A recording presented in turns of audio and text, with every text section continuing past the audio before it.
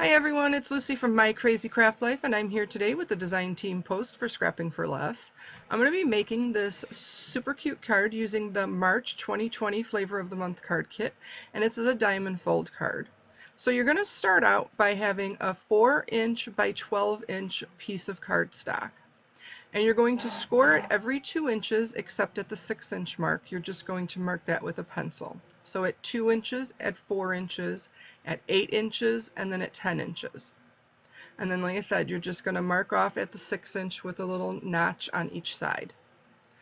Then you're going to make some diagonal score lines. You're going to go from the 2-inch mark down to that 6-inch mark, and you're going to score all the way across. And you're going to do that on both sides, the top and the bottom. And then you're also going to do it at the 10-inch side down to the 6-inch line. So like I said, this is really simple, and once you get through it, that is all of the scoring that you have to do for this card. Then it's just a matter of folding it up to create that diamond in the front. So it's very, very simple. And then I'll get into all of the measurements for how you're going to decorate it and what you're going to do with that. So like I said, I use the line and bring my bone folder or my folder down so that I make sure that I have it straight, because I have a hard time seeing the difference. Especially I have 1/8 of an inch, my lines go all the way to an 1/8 of an inch and they're pretty close together, so I just want to make sure that I am doing that correctly. So once you get done with that, you want to make sure you use your bone folder and make those lines really crisp. And you're going to start out by folding a valley and then a mountain. So a valley and a mountain on both sides. So the 2-inch line, and then the 4-inch line, and then the 8-inch line, and the 10-inch line. And like I said, make sure that they're real straight, because if they're not straight, your card will come out a little crooked. Then you're going to score the diagonal lines. And like I said, just make sure that they're nice and crisp so that it's easier to fold. And then that's it. And you can kind of see it already taking shape there. And you're just going to press in those two sides on the top and the bottom nearest to the diamond on both sides. And then you do the other side. Like I said, then I would just run my bone folder over everything and make sure that you got a nice, crisp, even edge on everything. And that's it. That is your little 4-inch card. So it will be a 4-inch square when it's all done. And after this, I'm going to show you how to make an envelope, particularly for your square cards after you make them, and to make sure that you always have one that fits. So in order to decorate these, you're going to need some pattern paper, and it's whatever you decide that you want. But the pieces that you're going to need are one 2.5-inch square. That's the one that's going to go in the center. You need two 1 3/4 by 3 3/4 inch pieces. Then you need two 3 3/4 inch squares. And you're going to cut these in half diagonally, so they are going to make some triangles. And you're going to end up cutting those in half as well. So you're going to cut that in half. Make sure you line it up, because this is what's going to be going on all the different areas in the folds. And so you want to make sure that those are straight and that they'll line up well. Then you're going to cut them again to fit in the little area, the smallest area. And you have 8 of those areas. Now I use 2 different patterns for the areas, but you can certainly use however many or few that you want.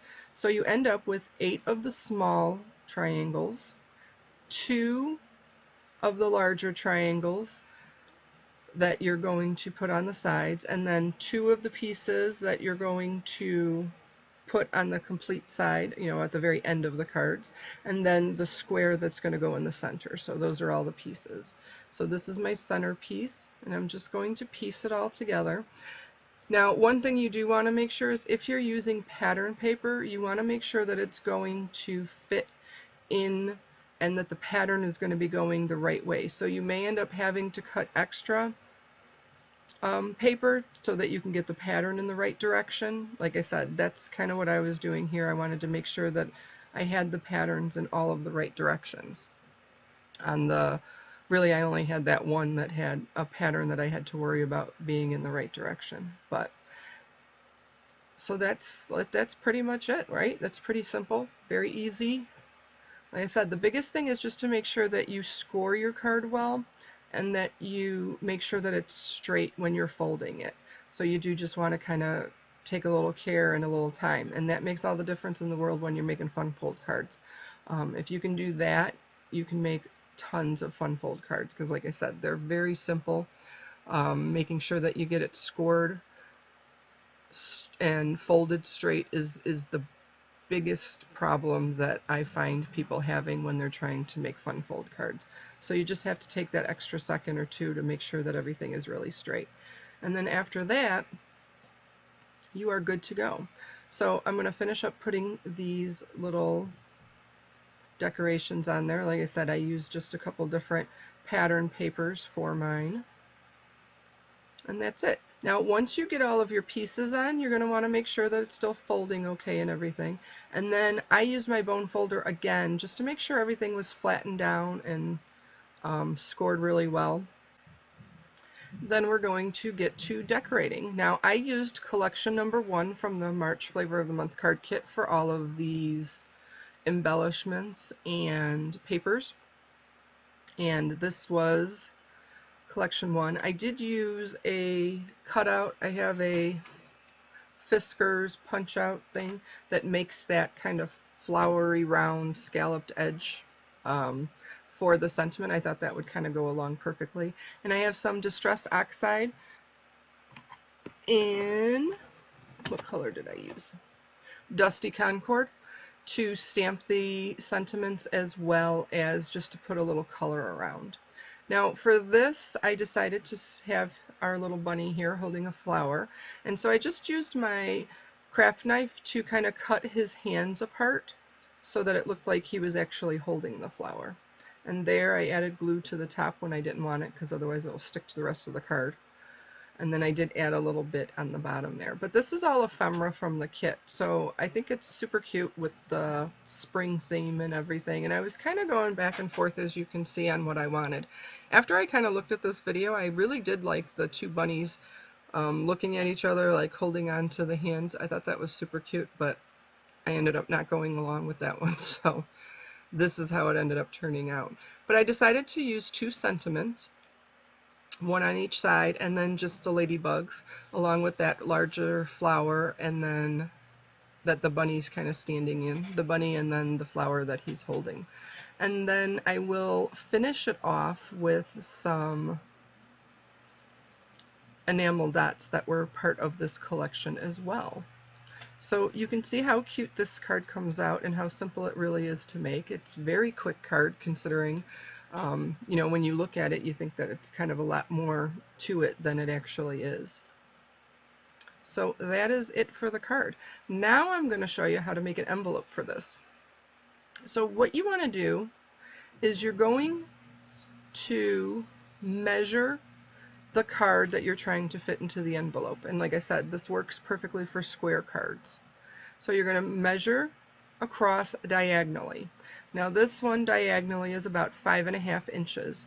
So you're going to cut a piece of paper about 1 inch more than that. So here is my paper that I cut from my envelope. And I am just going to notch off the center, but on each side. So all 4 sides, but right in the center. And that's where I'm going to make my little tucks or snips for the envelope. Now, if you don't have one of these little punches, you can certainly just cut out a little triangle right there. Make sure it's not too big. You want it to be pretty small. And then I'm going to take my bone folder and just crease the paper to make sure that I fold it. You could just put the card in there right now and kind of fold it over on itself, but I wanted it just to look a little straighter. When you do it with the bone folder, you're going to get a much straighter edge, and it'll just look a little crisper and cleaner when you get through with the whole thing. So then where you cut the little triangles, you're just going to run your bone folder right across there. And it's not that you're trying to score it really hard, you just want to make sure that you got that line. Then you fold everything over.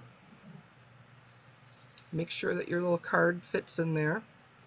I was having trouble with the flower because I ended up putting it a little too far out, but otherwise it fits perfectly in there. Now I'm going to, on two sides, on the opposite sides of each other, whichever sides you choose, you're going to put some score tape, and then you're going to adhere one side down, and make sure wherever you put your score tape that it's not going to end up attaching to the inside of the envelope. So you see how I kind of put it right there in the center. And then, like I said, you'll see I have a little trouble getting this flower in because it's actually bigger than the rest of the card, but I was able just to kind of tuck that in. And that's it. There's my little envelope. So that will work for all of them. I hope you enjoyed this. I hope everyone is taking care and is staying healthy. And make sure you check on Scrapping for Less for the Flavor of the Month card kit and check out these couple videos. Thanks. Take care.